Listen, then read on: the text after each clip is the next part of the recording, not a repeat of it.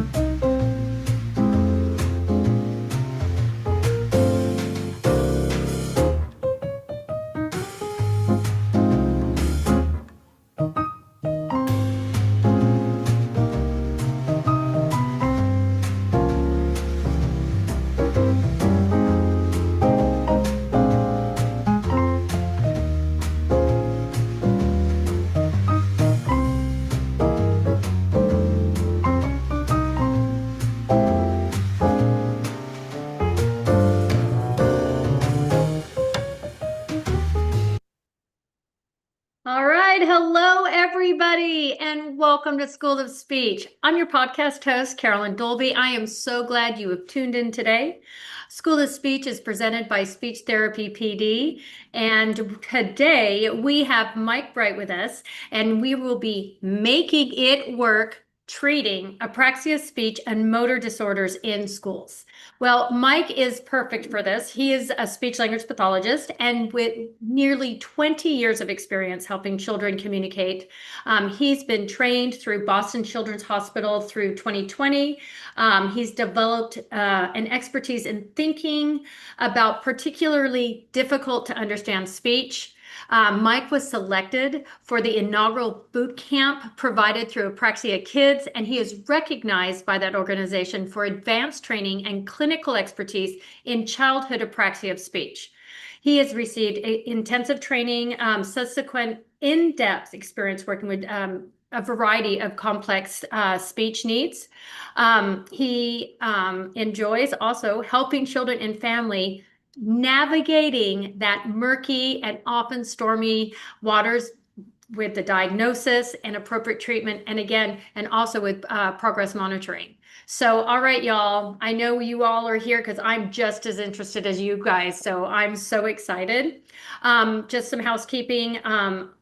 Each episode of School of Speech is offered for ASHA 0.1 CEUs. Now, if you're coming and listening live and your state license requires live CEUs, you're in luck. Just be sure, if you want to get credit, I want to make sure that you need to make sure you fill out all the course modules, including the one that says complete course, by the end of tonight. And you'll find that all on your Speech Therapy PD account.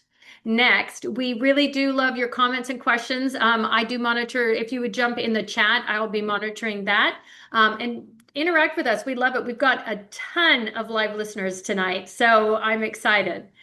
So while, you know what, we do have a ton. How about this? You guys that are listening live, jump in and let me know where you're listening from. It's always fun to see. We've got from coast to coast. So jump in and let us know where you're coming and listening from. Let me tell you a little bit more. Mike, for financial disclosures, he owns and receives compensation from Bright Speech and Language, and he also is compensated for consultation and mentorship services run through Childhood Apraxia, CAS study group. Sorry, I don't know where I was going. It's going rogue there, Mike. I was going rogue. Non-financial, he is recognized, I think I said, Apraxia Kids for advanced training and clinical expertise in childhood apraxia of speech. He is also on the advisory, he's an advisory board member of SLP Nerdcast. For me, I am a salaried employee. Ooh, KK Oregon, me too. Sorry, I was a shout out to a listener. I'm an employee of Portland Public Schools in Portland, Oregon. I also receive compensation from Speech Therapy PD for hosting School of Speech. Non-financial, I do consult across the for school districts across the nation, helping them set up their dysphagia programs and train their staff. Enough about me. I really want to know more about Mike. Like, heck, Mike, who are you? Why are you here? And what do you have to offer? And I already know what, but that's so funny to me. Tell us your journey, because we are listening minds. Here we go. Excellent. Well, thank you for having me. It's nice to chat with you and meet you, Carolyn. And I love it. I'm so excited that we've got so many people listening. It's an honor to be able to get in people's ears, and I know. I am looking that's going to be here. helpful. We've got people from all over the place. I see a couple of Oregon people. Shout out Oregon. Love it. And you're where are you, Mike? You're on the East Coast. Yeah, I'm in Massachusetts, just outside of Boston. So there's somebody on here from Massachusetts I saw too. I think I saw that bubble up as well. But yeah, you gave a lot of words about where I've come from. Just to share a little more context, I think it's helpful to know that when I was working at Boston Children's, we were trained, like many, to be generalists, where you see whoever's coming through your door. And I know that's something that is particular to school-based speech pathologists as well. One thing that I also took advantage of was they encouraged specialization at the hospital. And it turned out that no one really was a specialist in motor speech disorders there. And I kind of very timidly raised my hand as someone who might be interested because I had this friend on my caseload, 13-year-old. You could understand what he said, but he sounded really unusual. And I knew he had this diagnosis of apraxia, and I knew he sounded unusual, and I was there trying to figure it out. And very quickly figured out that I didn't really know what I was doing, and then was very fortunate to get connected with Apraxia Kids when they were starting up their boot camp program. Just a little bookmark in there for anyone who's looking to learn more. Apraxia Kids is a fantastic website with lots of free resources, a lot of pre-recorded information, and they also run this boot camp every year for 20 or so speech pathologists around around the country and also Canada, where you can go and sit with like the experts in the field and get 4 days of really intensive training. So that kind of kicked things off for me, that boot camp experience. And afterwards, the hospital set up this like triage system where everyone who would come through the doors and there was some concern for motor speech made their way through my office. So kind of through that experience, I had the opportunity to hear a lot of kids where there was a question of childhood apraxia of speech. Not necessarily everyone had childhood apraxia of speech. And one of the tricky things about childhood apraxia of speech is there's no one way that a child might sound that is indicative of childhood apraxia of speech necessarily. There's all these little things, all these little symptoms that we kind of have to tune our ears to in order to hear it. But I really developed my own kind of listening library as I worked with all those kids and families, and was able to develop a specialization there. So I really do have, I don't know, a very specific and kind of privileged background to have worked with so many kids and families who have had this question of, is this apraxia? If it is, what do we want to do with it? So yeah, I'm happy to kind of bring some of that to your listeners tonight. And another non-financial disclaimer, I'm not a school-based speech pathologist. So I'm going to try to tailor this to the folks on this call, but I also really encourage folks to jump in on the chat and ask questions if there's things that are particular to your setting, or even if there's cases that you're thinking about. I really like thinking through things that way, and making it more of a conversation than just talking. So with that, yeah, I'll bounce it back to you, Carolyn. Yeah, well, first of all, I am a total novice when it comes to apraxia of speech. So I wouldn't mind if we kind of took like a step back before jumping in to kind of step back, and if we could like maybe define it for me, really, because maybe give us, I like a bit of a background, like,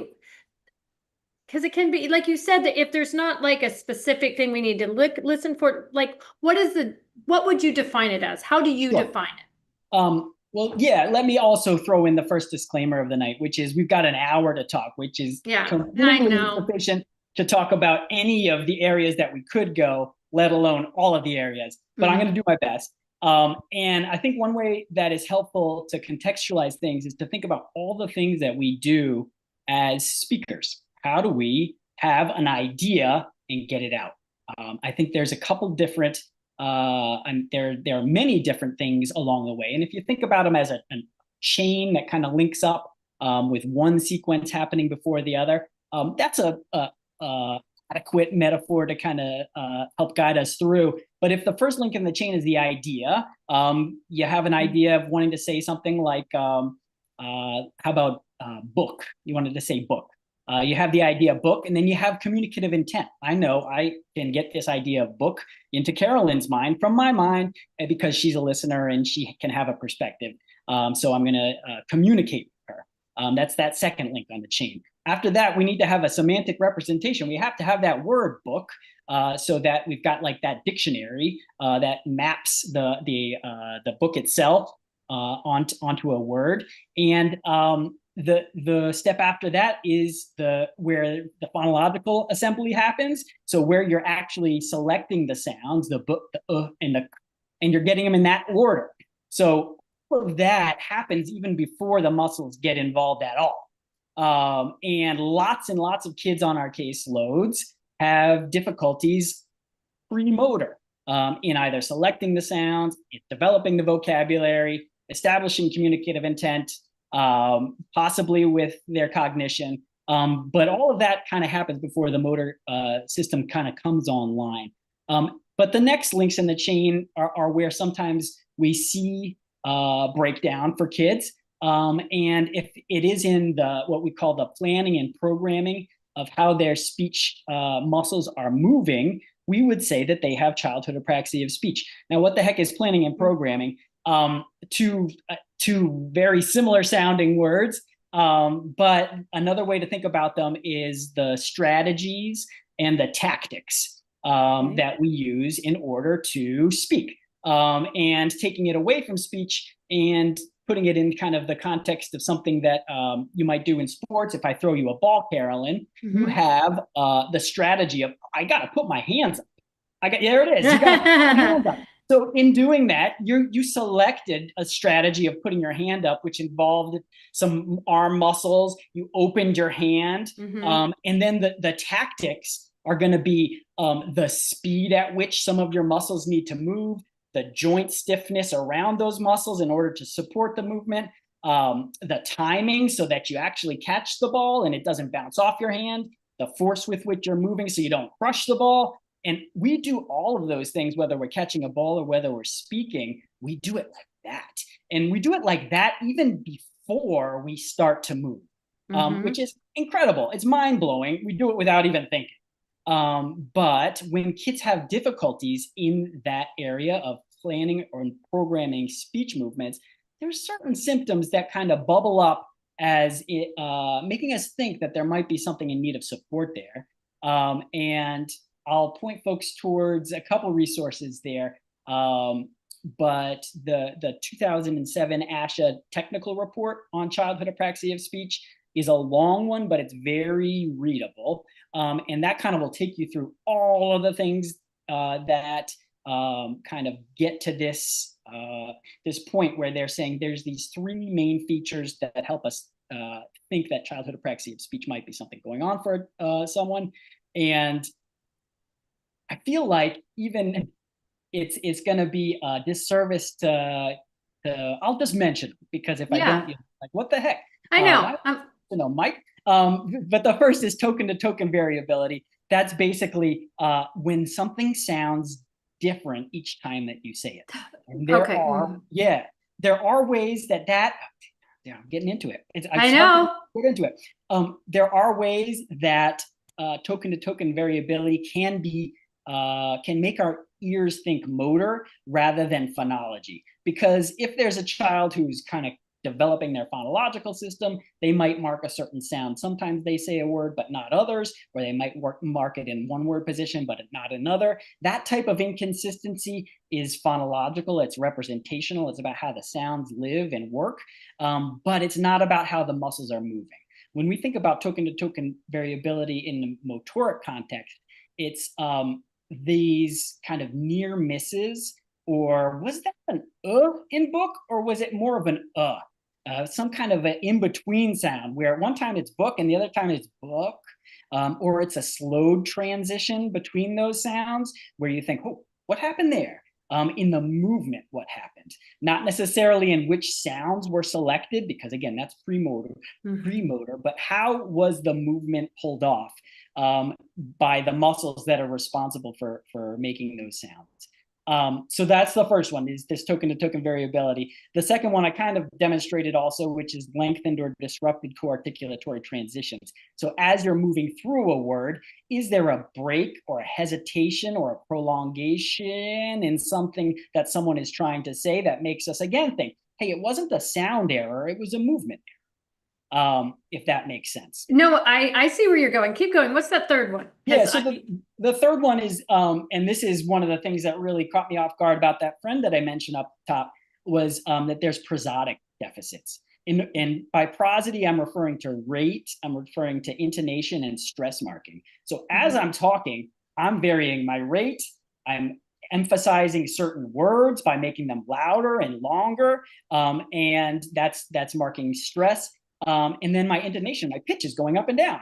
And I'm doing it without even thinking about it, but I do it for a communicative function of hopefully making myself a little bit interesting to listen to, or by drawing attention to a specific word, things like that. Kids with a childhood apraxia of speech are often working so hard to coordinate the movements in their mouth to make the sounds that they don't have the resources to then control breath support or laryngeal tension, or even velopharyngeal valving in a way that makes sounds either come orally or nasal. And so we hear very specific, we hear very awkward sounding prosody, whether it's either that sounds robotic and kind of monotone and flat, or we say, ooh, that just sounds odd or different, off. Yeah. Or they're saying instead of computer, it's computer, things like that, where things are just marked a little bit unusually.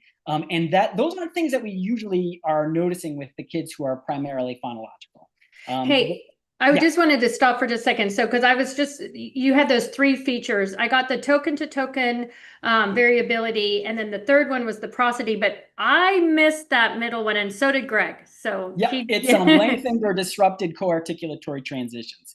So that's when, in the word book, I either lengthen it, book, or I somehow might actually turn my voice off, book, where I kind of am able to move between a sound and a consonant and a vowel, but I can't continue that movement to another consonant, so I have to turn my voice off. In computer might be a better word to demonstrate it, where it could be computer, where there's this kind of halting breaks between syllables. Those syllables get segmented. And kids with childhood apraxia of speech are often demonstrating difficulties in those areas. And let me just take a step back, because I think I kind of alluded to this, but childhood apraxia of speech can look so many different ways. And in these 3 features, there's not one that has been designated as you need to have this in order to have childhood apraxia of speech. It's not like you need to have more 2 out of 3. It would be nice if there was that kind of if-then correlation, but the diagnosis is made based on the gold standard of diagnosis is expert clinician judgment, which is like, really unfortunate when you are someone who is just seeing your first child with childhood apraxia of speech. It might be written on the IEP, or you're just seeing this child for your first evaluation as they're coming in from early intervention into your preschool program. And you're trying to think, hold on, could this be childhood apraxia of speech? If you haven't seen hundreds or thousands of kids where this is going on, it's a really tough diagnosis, which is why there's folks like me and folks through Apraxia Kids who are trying to get the information out there so that we can be these beacons or these resources around the country where folks can refer for a diagnosis. Yeah, so going back to saying that, the diagnosis must be done by an expert clinician, how do we know? I would definitely not be an expert clinician. Yeah.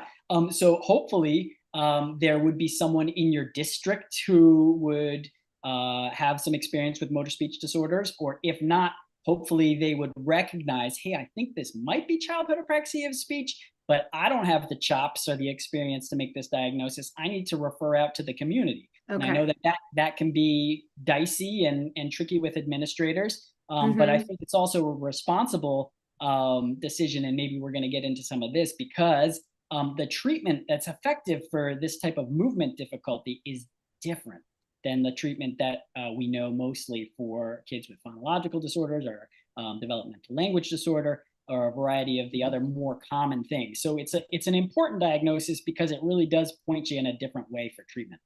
Okay. I just feel like nudging in the back of my head is that in the schools that we would want an outside diagnosis of that to confirm that. And it's something that I help school systems with. Okay, yeah. So I've done anything from coming in for an evaluation at the school where I'm performing the evaluation and doing the diagnostic, to being a Zoom computer on the wall while a clinician there with some pre-training and support does the assessment and we're talking about it afterwards. And even relationships where there's some ongoing staff training afterwards, because you get the diagnosis and then got to actually work with this child for the next probably couple years, because it's something that is pretty significant in terms of the communication impairment and requires some pretty intensive service. So yeah, there are resources out there. And I think it takes some bravery to step up and say, yeah, I don't really know what to do with this, but I know that I need to call in somebody who does. Yeah, and I think it is important. And Sophie, I want you to know that I was going to send you and say, hey, I saw you've got some a request about, and I'm going to get to the jaw grading maybe when we get a little bit into some other things. But I wanted to mention that she's right, that in schools we do a lot of traditional therapies, and this is so important to talk about motor planning and what we're doing tonight.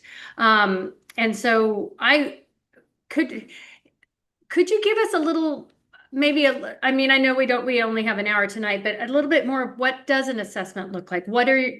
I know we can't, you're not going to be an expert clinician unless you already are right now, but this is at least going to be some tools in your toolbox leaving tonight, hopefully. So what would your just key points of your assessment? Sure. The thing that jumps to mind first is there is a clinician, Jenya Iannuzzi Siegel. She's out of Marquette, I think.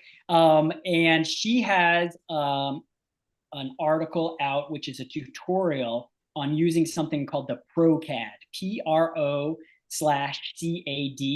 And basically what that is an observational rating form. Thank you for putting that in the chat. It's an observational rating form that basically you're using 3 separate speech tasks to look for these symptoms of motoric involvement. Because what we didn't even talk about, because we got into the apraxia world, is there's this whole other thing called dysarthria, which is, hey, your planning and programming could be fine, but you might not have the strength to execute those movements, and that is something called dysarthria, which is another motor speech disorder. But there's a lot of overlap between apraxia and dysarthria, and in fact, there's a lot of overlap where kids have childhood apraxia of speech and dysarthria, and they have either a phonological delay or a phonological disorder, and they need help with their language. So like it doesn't live in a vacuum. But being able to separate things and say, aha, that right there is a symptom that makes me think that movement between sounds is something that this child needs help with. And that makes me want to use this approach that's going to really support that, versus that really sounds like a sound substitution. It's an unusual one. It's not even something that I've heard a kid do before. And the kid doesn't do it all the time, but it's making me think more about how that child is retrieving sounds or assembling sounds in that premotor phonological space. And that is actually where I want to spend my energy. But back to your question about what does a diagnostic look like? I want to hear the child speak in a lot of different ways. I'll use a single word articulation assessment just because I want to get an inventory of what sounds this child has, their independent inventory, what their phonotactic inventory looks like, i.e. what syllable shapes they have, do they have consonant clusters, but I'm kind of gathering information. But in that, while those observations, are they using any developmental or unusual sound substitutions or omissions? So those are observations about how the phonological system might be developing. I'm also listening for those symptoms of motoric involvement. On the Goldman-Fristow, we've got vegetable, we've got elephant, some of those longer words where we might hear a child have some of those motoric symptoms bubble up. Or it might even be on simpler words where we hear, hold on, there was a vowel in that when that child said boy. I don't know if that was really boy or it sounded like a boy, where there was like some unusual movement there. They kind of got to the boy, but it came through an unusual route, which is making me think, hold on, something happened there in the movement to achieve that diphthong, which is a vowel that has some movement. And makes me think, oh, I want to dig deeper into motor. So there's this single word articulation test. There's also this idea of dynamic assessment, which hopefully is something that is spreading throughout the field, but it is in this motor speech realm. There's an assessment called the DEMS, the Diagnostic Evaluation of Motor Speech Skill, which is developed by Edie Strand, and that is basically a single word test where I am able to find out not only what is a child's production like across a variety of increasingly complex speech movements, but how can they benefit from my cues? If I try to help them to say something like banana, are they able to benefit from my cues in getting the movement to be more accurate? And if so, what happens when I pull my cues back? Can they keep that and maintain that benefit, or do they fall apart again? And that kind of back and forth dance of what supports are helpful and how are you able to hold on to them as a speaker, or conversely, how much do you need my support, can really give some important information about how the speech system is developing. If you don't have access to the DEMS, you can use your own word probes where you're basically trying to get in there and see if you can help the speech system move more efficiently. And if you are, and you're kind of giving yourself your treatment plan by saying, okay, this was helpful for this child. I think this child needs more of this. And then I think the last part, there's plenty more, but the last part that I think would be important in a speech eval, looking specifically for motor speech, is something connected. Where you're speaking in a phrase or sentence level, where we can hear not only a movement within a word, but a movement between words. And so that could be something like a sentence repetition task, something like the Buy Bobby a Puppy task, which is another one for your listeners to look at, again, by the same researcher. If you look up Buy Bobby a Puppy, there's a nice little visual that goes along with it. It's a very quick thing to administer. But the thing about that phrase, Buy Bobby a Puppy, is it requires some really specific jaw grading, and it requires some voice onset timing. We didn't talk so much about voicing, but the difference between B and P is very precise coordination. And so it gives access to hear a child say that 5 times, and you kind of analyze, are there any differences between those productions? And then sometimes with older students, I'm doing like a story retell to say, okay, here's my story. You can retell it with or without pictures. And again, we get a sample of how is that speech sounding in connected speech. And I'm going to pause right after this. I promise I can really get on the run. But this is the speech part of the eval.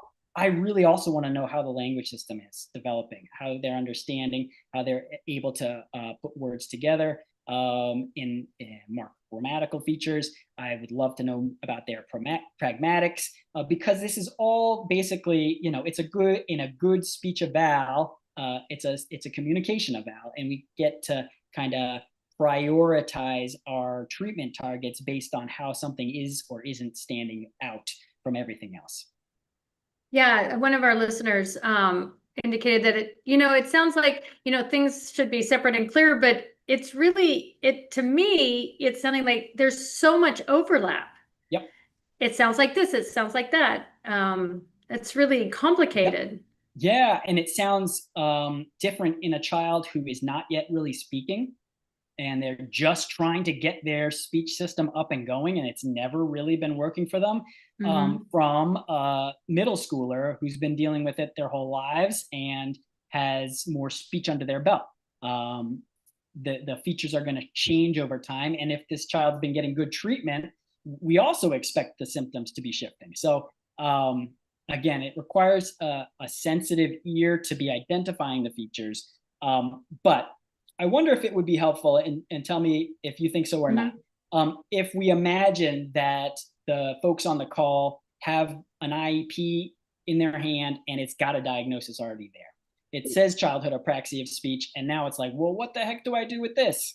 You know what? That for our time today, I think that would be good. So, because I think honestly, I think there's so many questions. I mean, we've got so many questions just popping at us, that if you would be willing, maybe we could do one that is about assessment another time.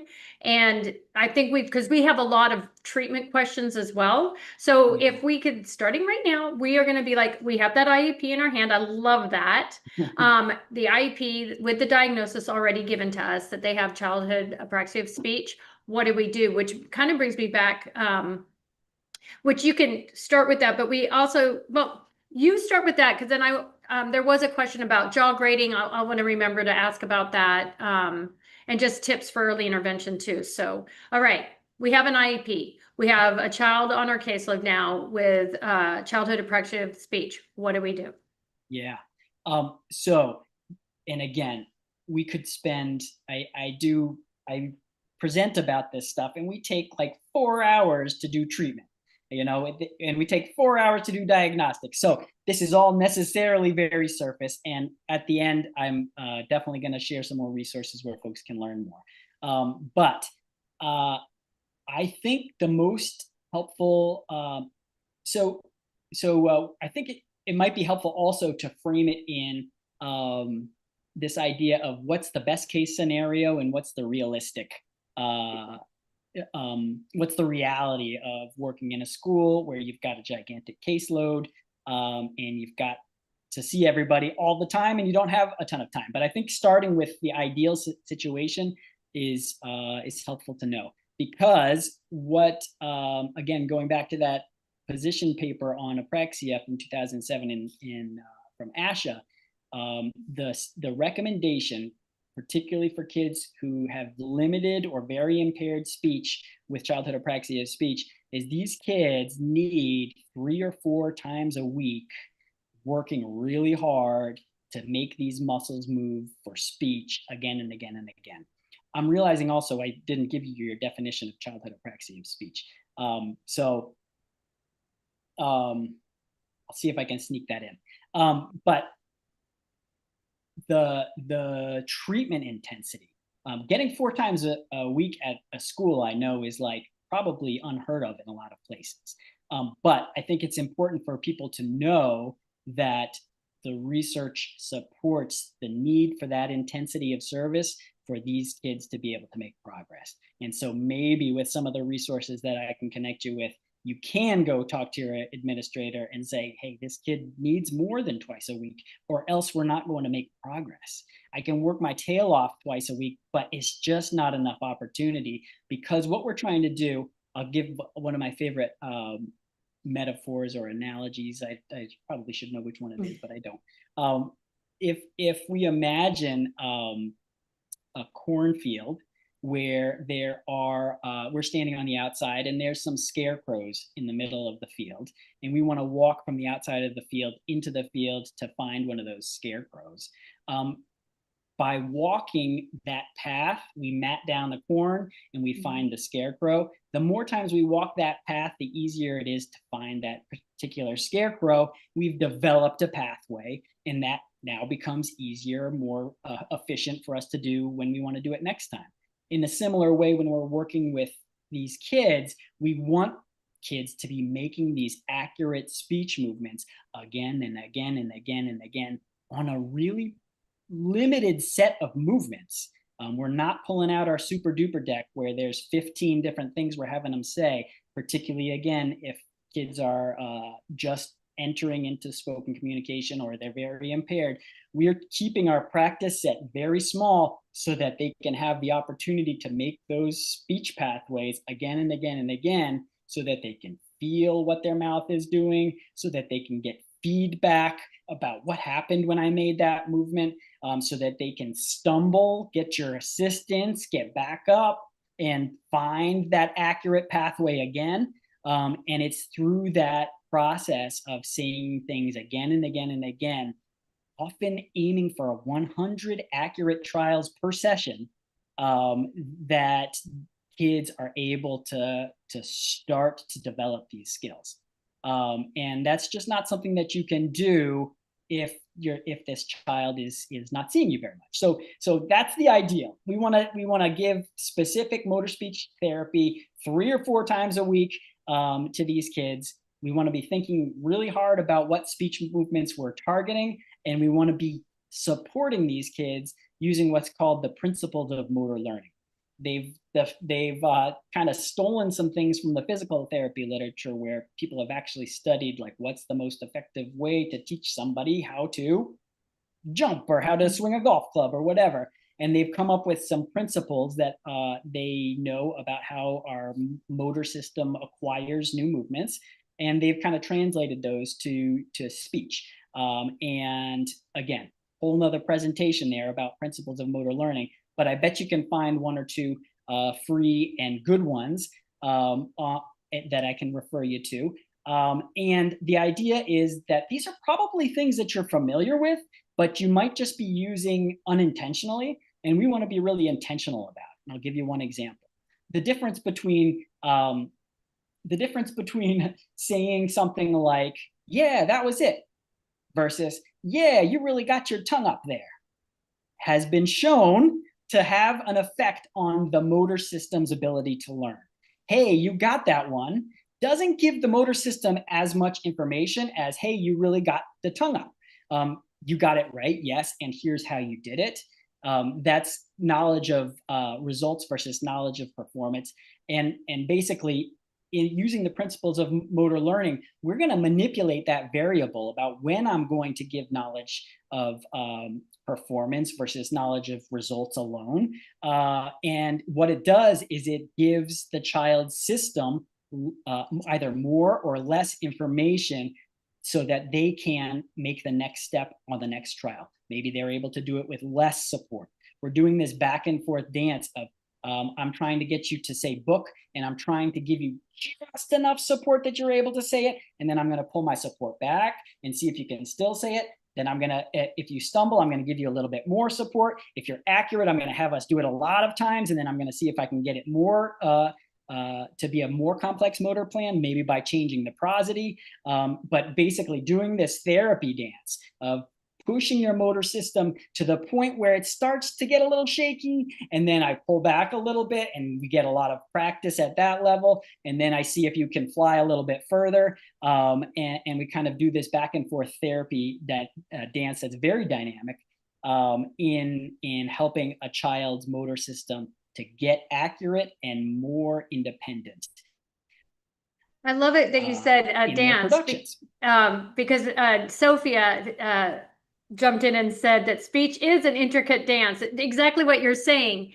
There is a dance between your brain and the mouth, and you're trying to build the. I like that analogy of the scarecrow, and when you have that path and you keep doing the same path, if you're going to run that path, like at first you're stomping slow, but once it's there and you see it, you're going to start running through that path. So I kind of like that analogy, meaning that they need multiple, and you said ideally 100 opportunities, and you're saying that they need. So when we're looking at frequency and duration, frequency, higher frequency, what about duration? If we, if we can get the trials in, it's basically as long as that takes.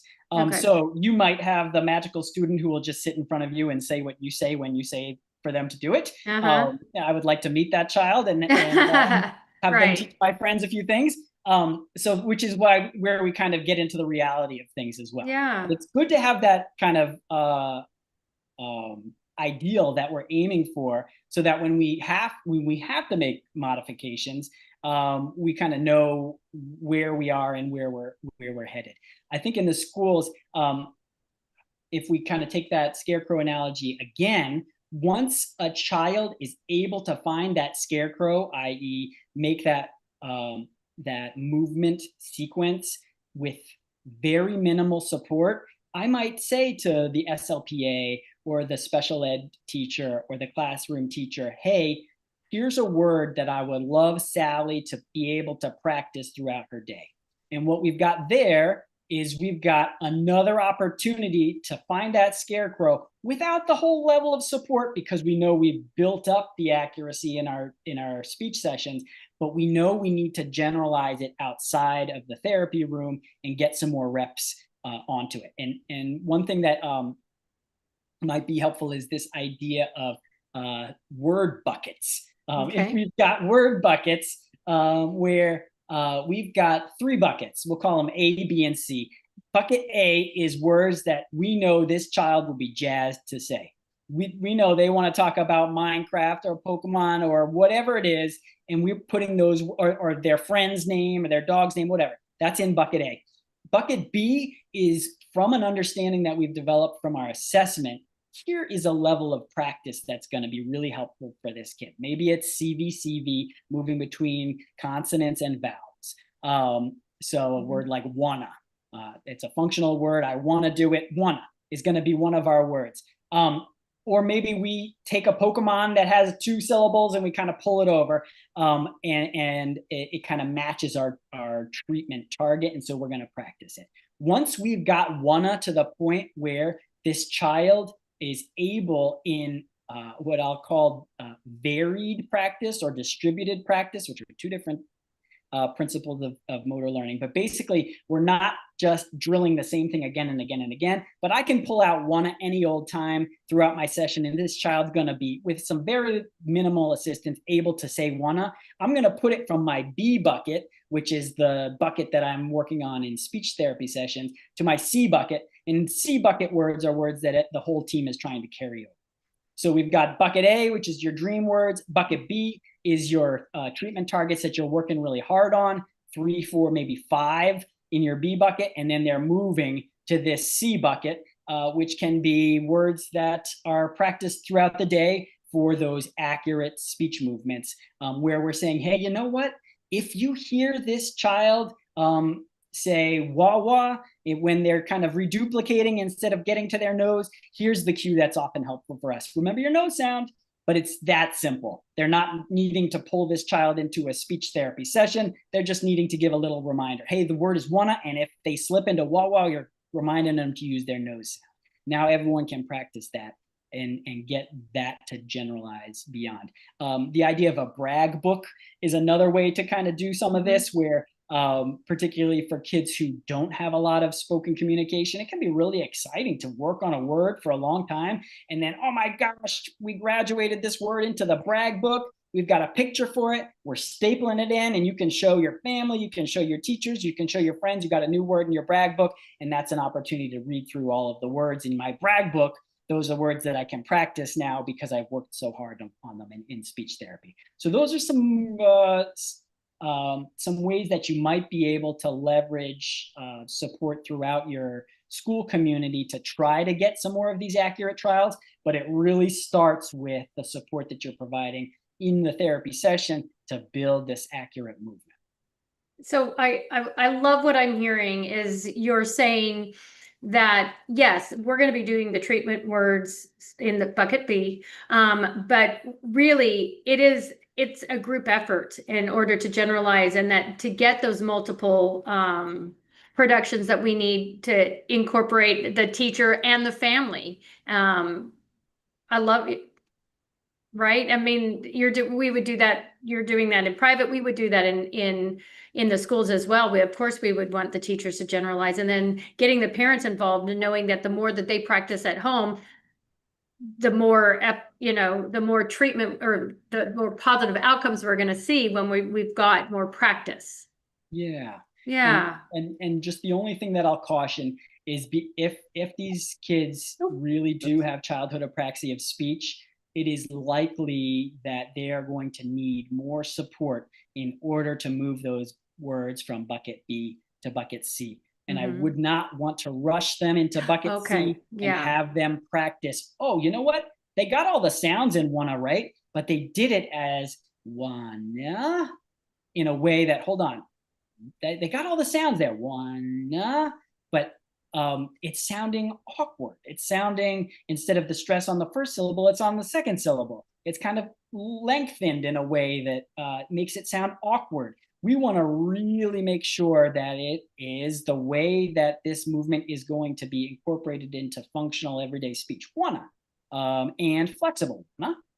Wanna. They can kind of do it any old way, and they have access to that movement sequence before we push it and potentially have something be practiced as a Wrong. Yeah, exactly.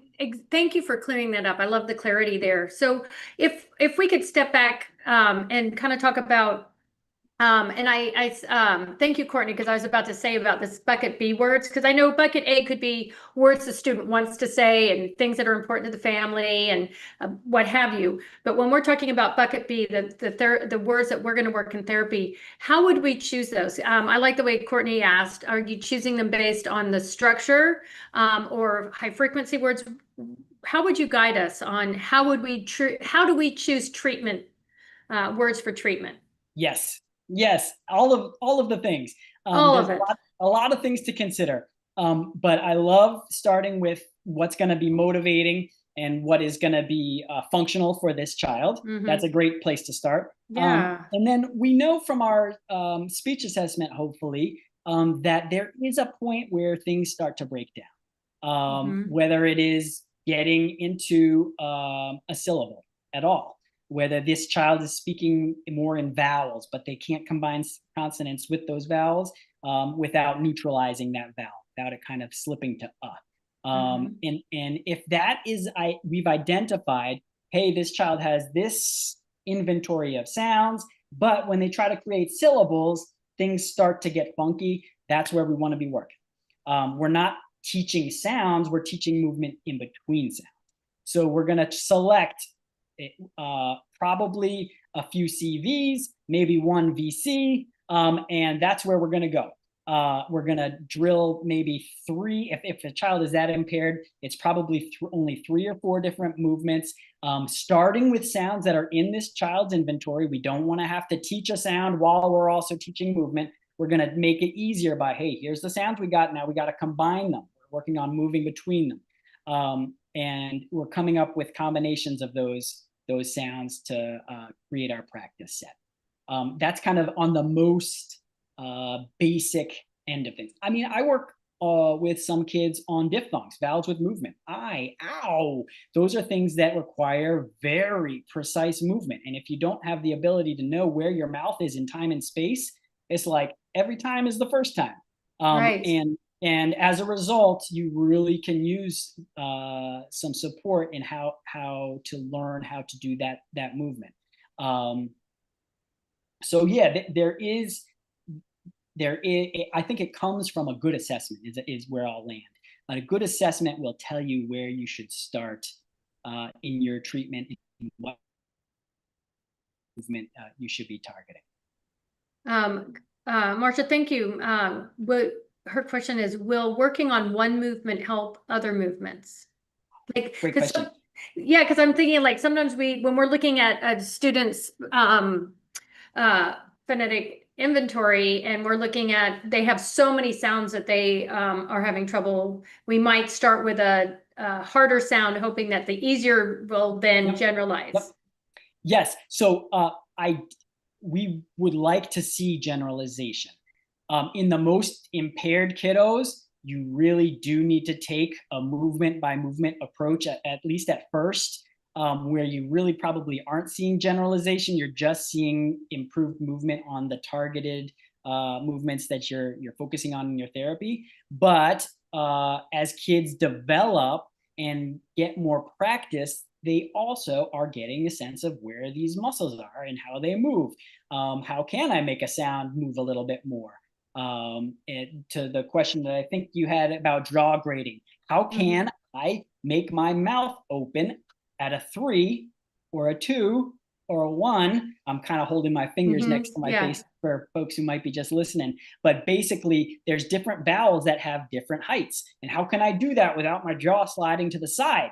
Because all this, the joint tension that is required isn't established yet. And so I'm kind of like searching every time for how my jaw is, which is kind of almost like the floor from which I'm building this movement house is all shaky, which is going to make for some sound distortions. Yeah, there's lots of things to consider when thinking about treatment targets. And if you have a good evaluation and you spend a little time up front, the idea is that you will get some generalization. Let me just jump to the other side of the spectrum and drop this in. If you have a middle schooler or a high schooler or just someone who has more practice with speech, but you're hearing these kind of awkward movements, they've got plenty of sounds, but just the prosody is off, or maybe they are having difficulty with multisyllabic words, they have this diagnosis of apraxia. For them, you could select a couple words to drill again and again and again, or a couple phrases. It's my turn now, or something like that, which is functional, and you get to drill it again and again. Or there's actually some cool research out there on a program called REST, which is somehow stands for Rapid Syllable Transition Training. It's out of Australia, and it has some good evidence behind it. But basically what that does is and it's all freely available and freely downloadable, and it's pretty straightforward, which is why I want to drop it in for any of the speech pathologists who have these kids who are more functional communicators but just need help cleaning up their speech a little bit. Did you say RSTT? So yeah, so the way they refer to it is REST with the E as little, because I don't think there's an E in rapid syllable transition. Right. Okay. I think that I put it in like that. There we go. Okay. And again, if you do a search for it, you'll get the whole treatment program popping up, and with a training module on and videos and a lot of support. But basically, the idea is, hey, we are not even going to introduce real words, because those already have motor plans associated. What we're going to do is we're going to introduce nonsense words that you have never spoken before, and we are going to teach you how to say those words. And then we're just going to give you feedback on 3 things. Did you get the sounds right? Did you have the beats right? Basically, did you have the right stress? And how smooth was your movement? Was your movement smooth? And we're not even going to get into the weeds of, hey, it was a little bit off, or hey, you almost had it. It's pretty straightforward. Yes, you got it, or no, you didn't. There's a little bit of training up front in terms of, hey, I'm going to teach you how to make these unusual speech movements. But then it's an opportunity for this older, more patient, more motivated student. Those are all the things that you kind of need in order to do this, to get feedback. When I said bolido, or whatever it is, bolido, did I nail it? I say bolido, and you say bolido. I say yes. You say bolido, I say no. I don't tell you, hey, there was a little bit of a movement transition difficulty at the end there. I just say no, and it's up to your system to kind of tune in. Oh, I got all the sounds right. I think I had the right emphasis. And the speech system is responsible for identifying how they are either accurate or inaccurate. So that's on the other side of the spectrum. If you've got a student who isn't just moving into the beginnings of speech, but needs some cleanup work, I would encourage folks to check out REST and that's another one that I have seen modified, where there's the training and a little practice from the speech pathologists, but then with just a little bit more of a boost, an SLPA could pick it up and do a lot of the trials where they're saying yes or no. Because they're not responsible for doing the principles of motor learning that are going to help this child establish those initial movements. They're just getting the reps in. So something like that is kind of the other end of the spectrum. And then there's everything in between. It's huge. Yes. I know this is such a huge topic, and I know that you are really giving us a broad stroke. And yes. And because this really is, we can't possibly cover all of this in one. But I wouldn't mind if a couple of questions. I think the first one was talking about the jog rating. I know my dog Steven is deciding to join us. I think I thought I had him set up, but he's wanting to say hello.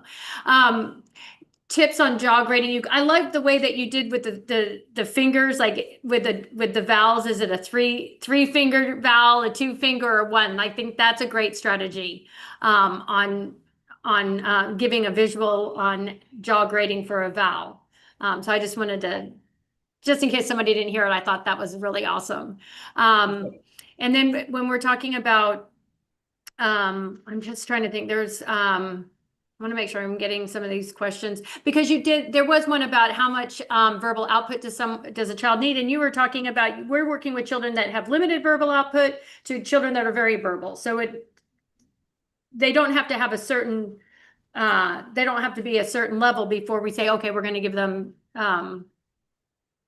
they would benefit from treatment. Right. Yeah. And again, it's diagnosis is easiest when a child is able to participate in this back and forth dance and they are able to produce speech that is across, single words to multisyllabic words, maybe to short phrases. But that's not to say that before kids are at that spot that we can't say, there's something with the movement going on here that is, I think, in need of support. I think I want to try some of these principles out. I think I want to see where we go when we try this. I have a suspicion that there's a childhood apraxia of speech, and you kind of take it from there. Because when kids get the early appropriate support for this movement, they have the best chance of taking off and running with it. Whereas if they don't, just because of the way their sound systems and their motor systems have developed to the point where you're seeing them, it's unlikely that they're just going to pick this up with time. They really need motor specific support working on movement. This is a good one. Can a completely non-verbal student, high school, be diagnosed with apraxia? I don't think so. Okay, You probably come up with other people who have different opinions. My sense, especially at the high school age, there's probably some other things going on with this child. And when we're kind of thinking about communication, big C communication, there's probably some other areas where I would want to be spending my therapy efforts rather than seeing if I could help the motor speech system to learn how to move more efficiently. It's not to say that we couldn't do an experiment where we use some of these principles to see if I could get some more vocalizations, to see if I might be able to shape them. But I certainly wouldn't feel comfortable again because I just don't have that much of a sample. Sure. And I think in the schools, we would be looking at, rather than getting tied up on, okay, we're going to make sure, we're going to be doing motor speech when we're looking at total communication. I think is what I'm hearing you say in some of these situations, right? Yeah, but it is very challenging. And I know that there's families out there saying, hey, I want my child to talk. Yeah. I want my child to work on speech. And there's this diagnosis of apraxia that this child has because somebody diagnosed them with apraxia. And now it's up to you, school speech pathologist, to provide some education and say, hey, here's what we know about the way this young adults or this student's speech system has developed to this point. It's very challenging for them to coordinate some speech movements. And sure, we can give it a try. Let's really give a good, honest push to see if there's some of these tricks that I can use to help the speech system to move more efficiently. And if that isn't to work out, if it does work out, great, we'll run with it. And if not, it makes more sense for us to focus on functional communication rather than do something which is probably too hard, too frustrating, not motivating, or if it is motivating, again, too frustrating, and it's gonna be torture for everybody. Right, because I think when we're looking at the school, I just want to make sure because I think I'm like, whoa, this is heavy and huge, right? But if they have a apraxia of speech diagnosis, I think we're looking at, they might also have phonological disorder, articulation. There might be a lot of things going on. Language impairment, cognitive impairment. They might have social communication deficits or differences, but there's a whole menu that you could be choosing from. And to say, hey, I'm going to make this student sit there and do repetitive back and forth speech production trials, you have to have a pretty strong suspicion that that's going to be worth everybody's time in order to put that child through that. So yeah, I would hopefully be able to say, hey, here's where I think we're going to make the most progress, and here's why, and here's what we're going to do about it. And if we do get the pushback about, but I want my child to speak, great. Let's keep on checking in on the speech. Everything that we know about AAC shows that kids who have access become more vocal and verbal. So, hey, it's not like we're working against that speech goal by introducing the AAC or whatever else you're working on, but helping the family to see the place of speech in the greater scheme of communication. Exactly, because I mean, our goal is for everyone to be an oral communicator. However, we don't just jump and say, oh, okay, this we're going to do. That's our goal. We need to, like you're saying, is we need those foundations, and there's other things we can be working on in order to get communication. And those do build, just like you said, AAC does build on just and assist with oral communication. Yeah. Yeah. But I think it's hard because I think sometimes in the schools, like we might get a parent comes in with this diagnosis and says, okay, help us. Yeah. And then we need to sit back and look at, yes, that's one aspect of what's going on in this child's communication disorder. That's just one aspect. But then we can look at other aspects and say bigger bang for our buck might be this. Yeah. Right. Right. And can we get in touch with the clinician who has diagnosed apraxia of speech and better understand where they're coming from and why they're thinking it's something that requires support in the greater scheme of things? Oh, good. Yeah. Can they be the person, probably not for the nonverbal child that we've been talking about, but can they be the child for someone who does have apraxia, who is kind of quarterbacking from the outside saying, hey, here's our treatment targets. I'm working with this child once a week. You're seeing them 3 times a week at school. Together, we're combining our forces to get all of these trials. But the speech pathologist in the schools becomes someone who's putting into action a therapy plan that has been developed by someone who has either more experience or has fewer people on their caseload, or for whatever reason, kind of making it work in that situation, I think is also a real good possibility to consider. I'm aware of the time. I know. Oh man. Before we wrap up, though, I did want to throw a few lifelines, because this is all so confusing and overwhelming and so outside of what folks are usually doing. It is a rare speech disorder, not so rare that you'll never see it. The prevalence estimates suggest that if you got a school of 100 kids on your caseload, 3 or 4 might actually have childhood apraxia of speech. And you can kind of math it out based on how many kids you see. But that's what the research suggests. And it's way too much to cover in a podcast. It's way too much to cover even in a single day session. But there is the Apraxia Kids website that I mentioned, that I'm a proponent of. There is something called the Once Upon a Time Foundation, which provides more intensive trainings around the country. I would encourage folks to look at Once Upon a Time Foundation.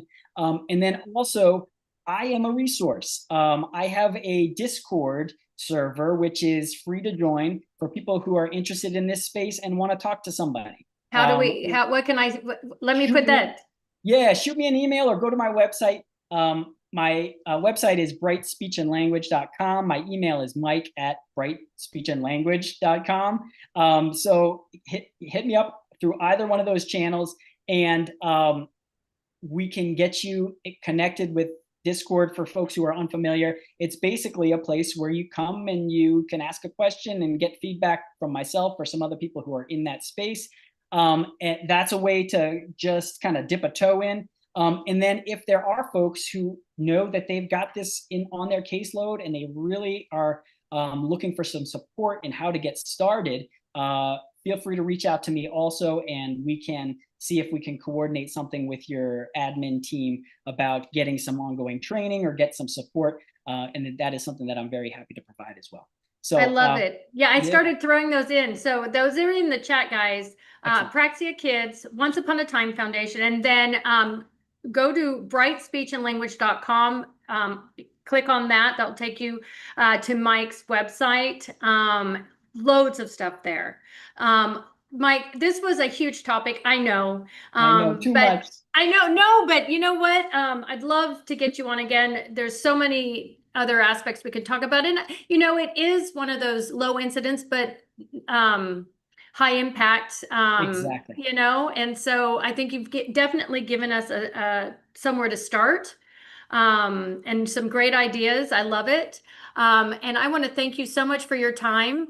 I know that we are at the end. I just want to remind, before we leave, to remind those that are here, and we had a lot of live listeners. Thank you, everybody that came today. That I want to make sure that you are going to get your live credit. So be sure to go to Speech Therapy PD account and fill out those modules to make sure you get your credit for today. And if, of course, you like it, I want people to review and like and tell your friends. I want to see everybody on the next episode. Mike, again, thank you so much. I hate to say goodbye, but we got to say goodbye. Thank you so much, Everyone, everyone. Bye, nice to talk. Bye guys. bye.